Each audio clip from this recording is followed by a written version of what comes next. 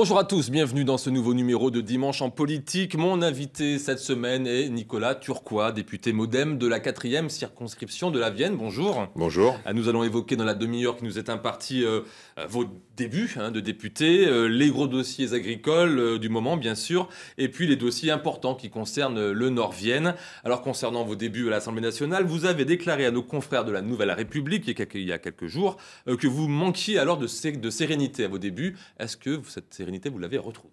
Ah oui, c'était pour moi les 2 premiers mois ont été un petit peu compliqués entre le changement de cadre, le changement familial, le changement. J'avais aussi mon activité de maire délégué où il faut transmettre. J'avais mon activité agricole qu'il fallait organiser.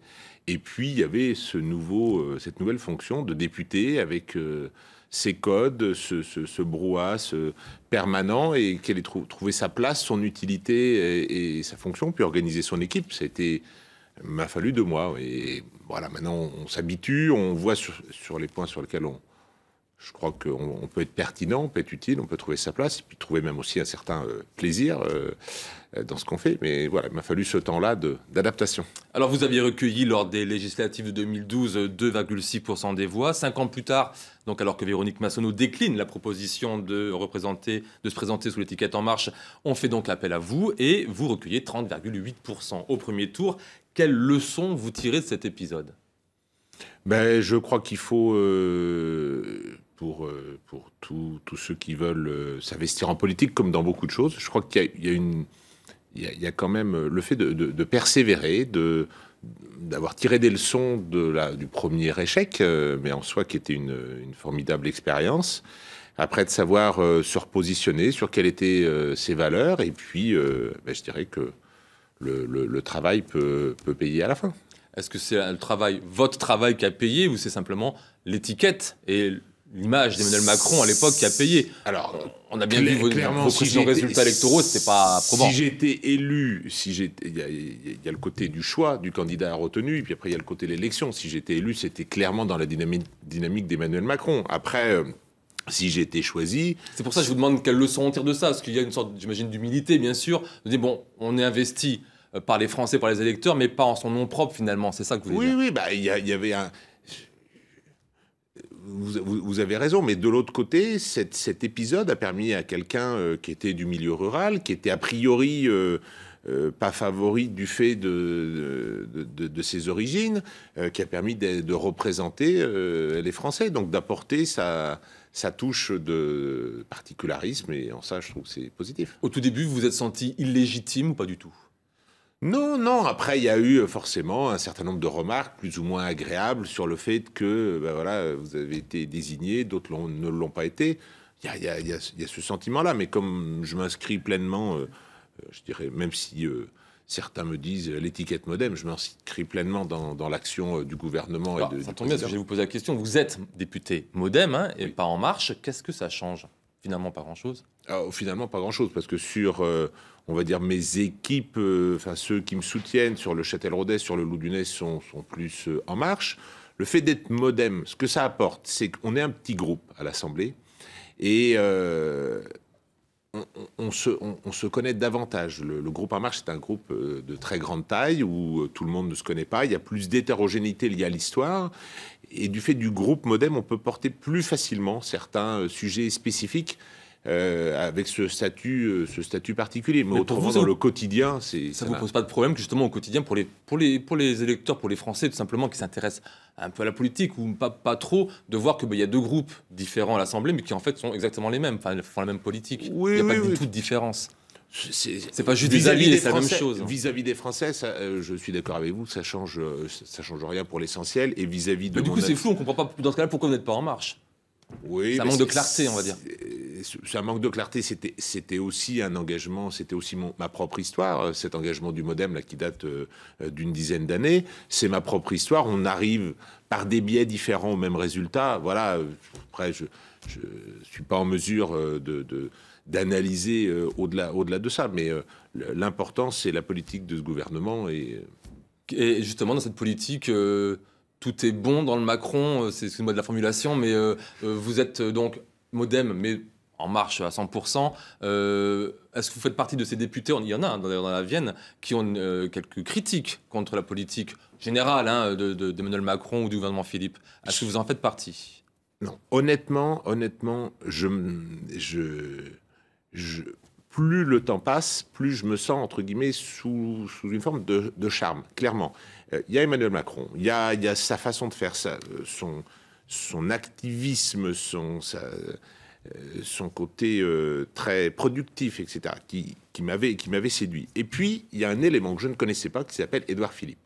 Et là, je dirais que même c'est une forme de fascination par rapport à cet homme que je ne connaissais pas, qui à l'Assemblée est capable de faire taire l'Assemblée, qui est toujours dans un brouhaha permanent, et qui a un vrai charisme, qui a une vraie simplicité, qui maîtrise les dossiers, qui a la voix qui porte, parce qu'il faut être un bon tribun pour s'imposer à l'Assemblée, et très accessible. Et je trouve que cet attelage, Macron et Édouard Philippe, ils ont chacun leur place, et c'est un attelage qui fonctionne bien. Donc pour l'instant, je me sens à l'aise, même si ici ou là, il va y avoir des décisions qui vont être plus difficiles à expliquer, budgétairement souvent.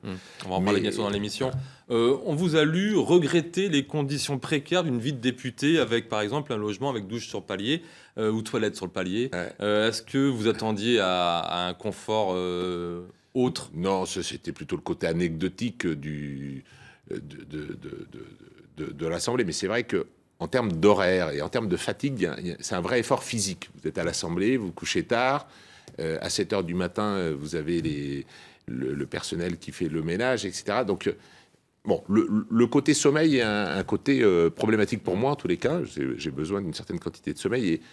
Et au début, des problèmes tout simplement de douche qui ne sont pas au bon endroit, ça fait sourire. Des avantages, il y en a. Hein. Quand on est député, on ne peut pas le nier, on est d'accord. Je vais pas me plaindre. Parfois, jusqu'à même être hors sol, hein, ou en réalité, on l'a vu cette semaine avec Stéphane Le Foll qui enrage contre le fait de devoir désormais garder ses factures pour être remboursé, finalement, comme le font tous les Français, ou la plupart d'entre eux.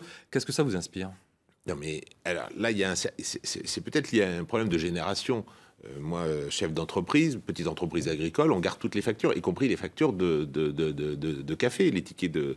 Et donc, quand j'entends ces déclarations, à un moment donné, j'ai envie de leur dire de se réveiller. C'est le quotidien des Français. On va pas... on peut avoir nos petites difficultés. J'aurais pu parler d'un député En Marche qui ne sait pas ce qu'est la prime de Noël.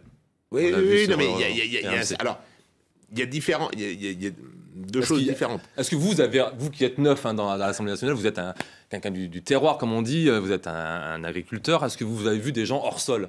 Vous qui êtes logiquement dans le sol. Il y a un certain nombre de personnes, parce que c'est un cocon protecteur, l'Assemblée.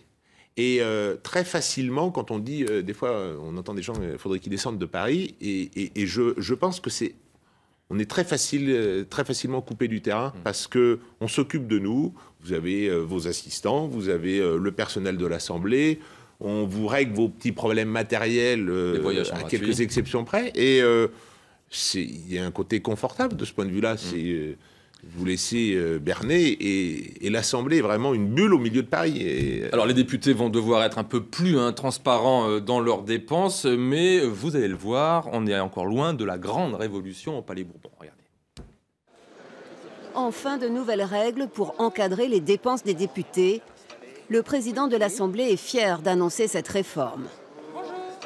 Nous avons décidé de mettre des règles claires, précises, noir sur blanc, sur ce qu'il est possible de faire et ce qu'il est interdit de faire avec les moyens alloués par l'Assemblée nationale aux députés pour travailler. Ce sont des moyens de travail. Désormais, les députés devront justifier les frais liés à l'exercice de leur mandat. Ils ont une enveloppe de 5 373 € net par mois. Seuls 600 € sur cette somme seront dispensés de justificatifs. Sont autorisés l'allocation d'une permanence, des frais de communication ou de transport. D'autres dépenses sont interdites, par exemple l'achat d'une permanence qui rentrerait dans le patrimoine du député. Une réforme approuvée par les parlementaires de tous bords. Si on veut rétablir la confiance des Français dans les femmes et les hommes politiques, il est absolument nécessaire qu'il y ait ce type de réforme. La seule chose qui va changer, et je ne peux qu'approuver, c'est le contrôle. Avant, c'était une déclaration sur l'honneur. Maintenant, nous serons contrôlés de façon aléatoire. 120 députés seront tirés au sort chaque année pour être contrôlés, soit la totalité des élus pendant le quinquennat. Objectif de ces nouvelles règles, éviter certaines dérives. Récemment encore, l'ancien garde des Sceaux, Jean-Jacques Urvoas, s'était épinglé pour l'achat d'une permanence avec ses frais de mandat, tout comme une trentaine d'autres ex-députés. La réforme entrera en vigueur dès le 1er janvier prochain. Retour sur le plateau de Dimanche en politique, Nicolas Turquois, député MoDem de la Vienne, et mon invité, 600 € de dépenses par mois sans justificatif, ça reste quand même très confortable. Oui, je ne comprends pas la logique de ça. Moi, comme ma propre comptabilité sur la ferme, je garde tous les tickets afférents aux dépenses. Bon, pourquoi 600 €? Je ne comprends pas la logique de cette histoire. Allez, on va parler des dossiers locaux à présent. On commence avec la LGV. Vous êtes de ceux qui demandent davantage d'arrêts en gare de Châtellerault. Une manifestation a eu lieu la semaine dernière. Le développement du territoire, finalement, ça commence par ça, non ?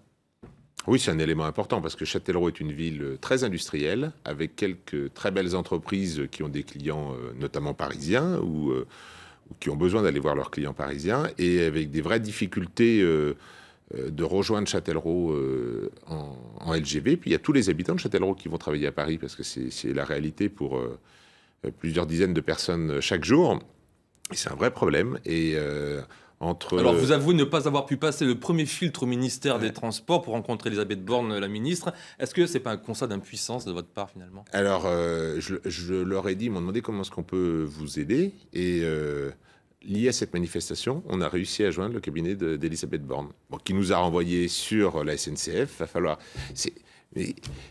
Il faut être quelque part, le député doit être des fois un peu le poil à gratter d'un certain nombre de choses, d'administration, de ministère, parce qu'on a beau être député, si vous n'avez pas les portes d'entrée, les bons conseillers aux différents ministères, votre action, elle est quasi nulle. Donc il faut trouver ces portes d'entrée. Donc là, vous avez un peu trouvé, vous avez mis un pied dans la porte, comment ça se passe concrètement ? On a mis un pied dans la porte pour éviter qu'elle se referme. Ça veut dire que vous allez être reçu bientôt, vous avez un calendrier ? Voilà, donc la personne du cabinet de Madame la ministre nous a préorienté. Bien la région, Elisabeth Borne, donc.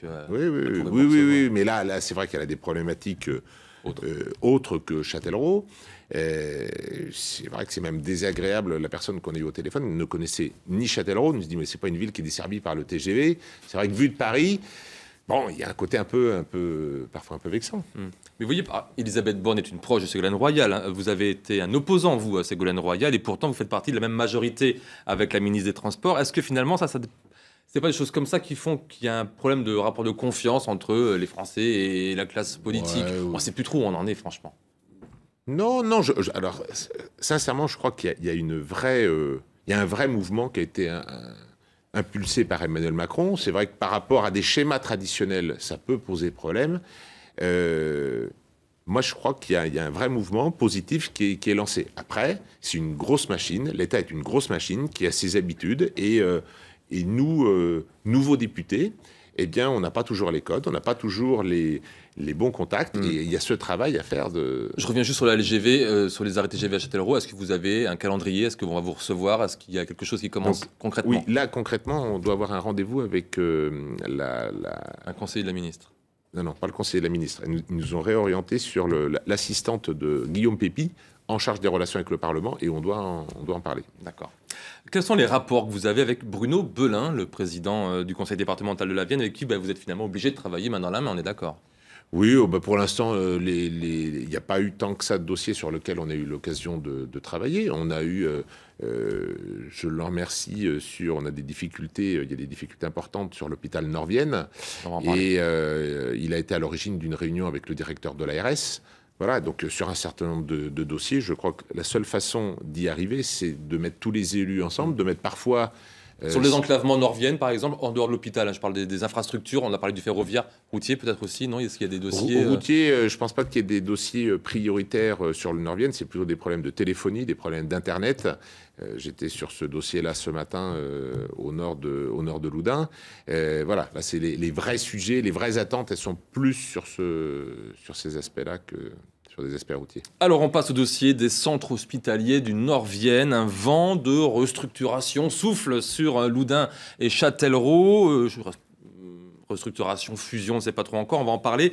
Et avant d'en parler justement avec vous, voyez ce reportage que nous diffusions en janvier dernier concernant le groupement hospitalier de territoire. Chaque jour, au centre hospitalier de Châtellerault, pour faire tourner les urgences, sont de service 3 médecins. Celui-ci était affecté jusque-là à Poitiers.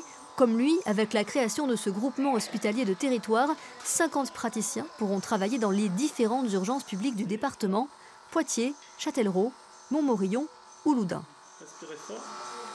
Ça suppose en effet qu'un certain nombre de médecins bougent, soient mobiles.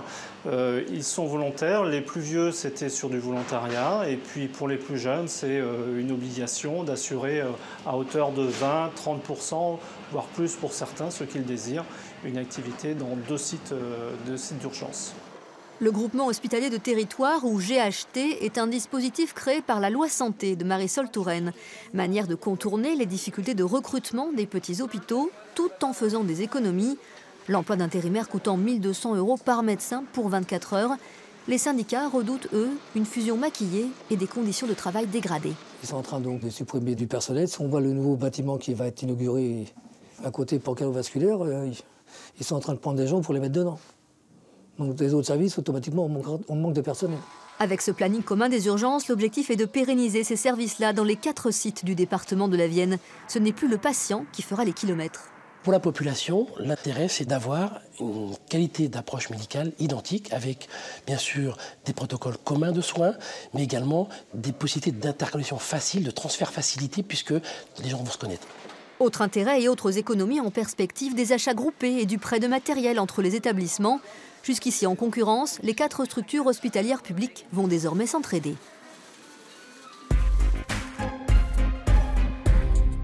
De retour sur le plateau de Dimanche en politique avec Nicolas Turquois, député de la majorité présidentielle. J'accueille notre invité surprise, Franck Texier, vice-secrétaire CGT du groupe hospitalier Nord-Vienne. Bonjour. Qu'avez-vous envie de dire à votre député qui est face à vous? Bonjour monsieur le député. Donc aujourd'hui, je représente le groupe hospitalier Nord-Vienne. Vous savez, c'est 1000 emplois, groupe hospitalier Nord-Vienne, 2 sites, Loudun-Châtellerault. Nous rencontrons actuellement beaucoup de difficultés financières.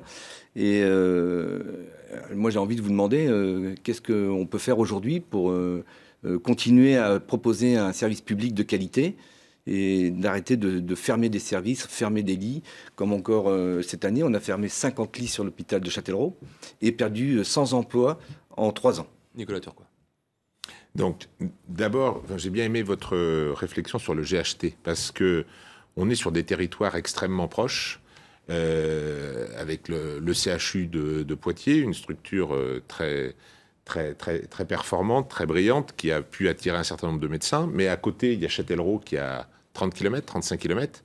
Et donc, il y a une forme de compétition qui s'est instaurée, qui est, à mon avis, positif pour personne, et surtout pas pour le territoire. Et puis, il y a des petits hôpitaux, comme Loudun ou Montmorillon. Sur les économies. Pardon ? Sur les économies. Donc, dans ce schéma-là, parce que la grosse difficulté de l'hôpital de Châtellerault, c'est pas des surcoûts, c'est pas des surcharges, c'est plutôt un manque de médecins qui veut venir. C'est un manque d'activité liée à l'absence de médecins qui veut venir. Et d'ailleurs, plus on communique, je l'ai déjà dit, mais plus on communique et on communique de façon négative sur ces hôpitaux-là, moins on invite des nouveaux médecins à venir s'y installer, et plus on favorise ceux qui se disent pourquoi on n'irait pas voir à Poitiers ou ailleurs de partir. Donc il y a un effet, c'est un effet d'accélération de l'histoire sur ces sujets-là. Donc pour moi, il y a une vraie réflexion, et on en a parlé avec le directeur de l'ARS et les responsables politiques locaux, notamment le maire de Châtellerault et le maire de Loudun, sur une coopération. Il faut absolument mettre en place une coopération. Ça veut dire quoi concrètement, une coopération entre les hôpitaux ? Ça se passe déjà, non ? Coopération, c'est ce que j'ai. Coopération, ça c'est sur le sujet des urgences, le GHT, mais il faut l'élargir pour éviter d'avoir une forme de concurrence à 30 km de distance. Donc si on met en commun les biens et les matériels de chaque centre hospitalier, et puis on voit comment on peut dispatcher ça, comment ça se passe dans le concret. Jusqu'où on fixe le niveau de la coopération. Mais moi, je crois, par exemple, et même dans cet ensemble-là, je pense qu'un hôpital comme Loudun, à qui toute la place est reconnue sous un angle d'hôpital de proximité, sous un angle de soins de suite, de médecine générale à toute sa place, Et Châtellerault a d'autres, ne serait-ce que par les locaux dont il dispose, a d'autres atouts. C'est une réflexion hospitalière, publique, au niveau de la Vienne, à mon avis, vers lequel il faut s'engager, tout en respectant le personnel, son fonctionnement. Mais moi, je suis favorable à une réflexion avec le public et aussi avec le privé. Il y a une clinique sur Châtellerault. Voilà, il y a des discussions à avoir dans le respect des envies et des souhaits des uns et des autres. Oui, il y a plusieurs solutions. Il est vrai que le GHT, le groupement hospitalier de territoire, on n'est pas trop d'accord, c'est que le centre, le CHU de Poitiers récupère l'activité. C'est-à-dire que le Châtellerault deviendra simplement des consultations avancées, comme on a fait un peu sur Loudun, où on a perdu notre chirurgie et notre maternité. Actuellement, on nous demande de faire de l'ambulatoire en chirurgie. 52% de l'activité de la chirurgie à Châtellerault, c'est de l'ambulatoire, mais c'est ce qui coûte à l'hôpital. C'est parce que ça ne rapporte pas assez, on ne fait pas assez de séjours. Avant que vous répondiez, je rappelle que vous êtes député. Un député, ça vote le budget de la sécurité sociale, un budget qui prévoit 5,2 milliards d'euros d'économies en 2018. Et forcément, sur le territoire, dans les cas précis et concrets, il va y avoir des conséquences compliquées. On est d'accord. C'est depuis quelques années le déficit, parce qu'on était à un point qu'on allait mettre la clé sous la porte au niveau de la sécurité sociale. Donc le déficit va presque se résorber. Je crois que d'ici 2020-2021, on devrait avoir résorbé le déficit. Donc ça veut dire des efforts, ça veut dire des efforts d'organisation, et ça veut dire des fois des décisions qu'il faut expliquer. Et ça fait partie du rôle du député. Mais si on regarde le GHT, ce qu'il a apporté sur les urgences, concrètement, on n'aurait pas eu une organisation en GHT.